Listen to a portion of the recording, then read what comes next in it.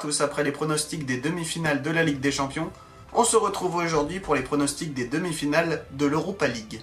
Premier match, Ajax d'Amsterdam contre l'Olympique Lyonnais. On a deux équipes qui, pour se retrouver en demi-finale, ont dû à chaque fois passer par les prolongations et même au tir au but pour Lyon.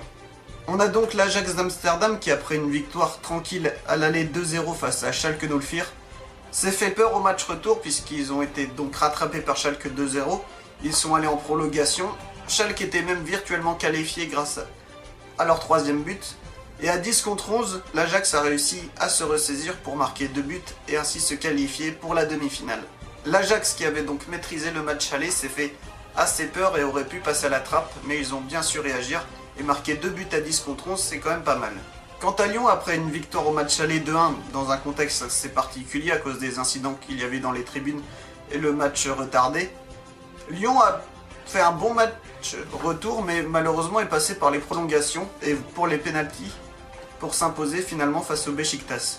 Je dis malheureusement car ils ont quand même pas mal manqué de réussite. En effet, si Lacazette avait ouvert le score, il a eu ensuite moins de réussite avec un poteau, une barre transversale et un face-à-face raté avec le gardien. Après, dans ce match retour, les deux gardiens ont fait un très bon match et Lyon a montré une certaine forme de solidité mentale assez incroyable lors des séances de pénalty. Du côté lyonnais, il faudra voir si Alexandre Lacazette pourra jouer car il est sorti blessé juste avant le début des prolongations face à Beşiktaş. Et sans Lacazette, ce n'est pas la même équipe. Cette absence pourrait être préjudiciable pour Lyon car ils n'ont pas dans leur équipe un vrai buteur comme lui. Ils ont Nabil Fekir mais qui n'est pas un pur avant-centre tel que Alexandre Lacazette. Il faut donc espérer pour Lyon que la blessure de Lacazette ne soit pas trop grave et qu'il soit présent lors de ces demi-finales. Même si le tirage semble favorable à l'Olympique Lyonnais, il faudra se méfier de l'Ajax Amsterdam. Ils ont pas mal de jeunes joueurs et avec Klaassen au milieu de terrain qui est un très bon joueur, ils ont des arguments pour faire tomber Lyon. Ils ont bien fait tomber Schalke qui n'était pas non plus la plus mauvaise équipe de cette Europa League. Donc il faudra faire attention à l'Ajax. Cependant, je pense que Lyon a largement de quoi s'imposer et s'il joue comme face au Beşiktaş, il devrait se qualifier. Donc je vais dire Lyon qualifié pour la finale. Deuxième demi-finale entre le Celta Vigo et Manchester United. D'un côté, on a le Celta Vigo qui à domicile s'est fait comme un peu peur en s'imposant que 3-2 face à Genk. Et au match retour, ils ont maîtrisé pour tenir le 1-1, ils avaient même ouvert le score.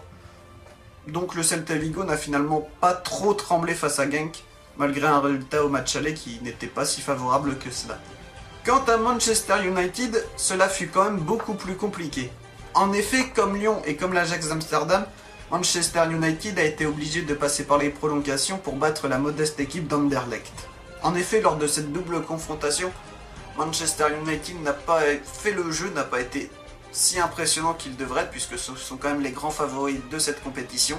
Ils ont donc fini par s'imposer grâce à un but de Rashford, mais ils ont aussi perdu Zlatan Ibrahimovic qui pourrait être forfait jusqu'à la fin de la saison.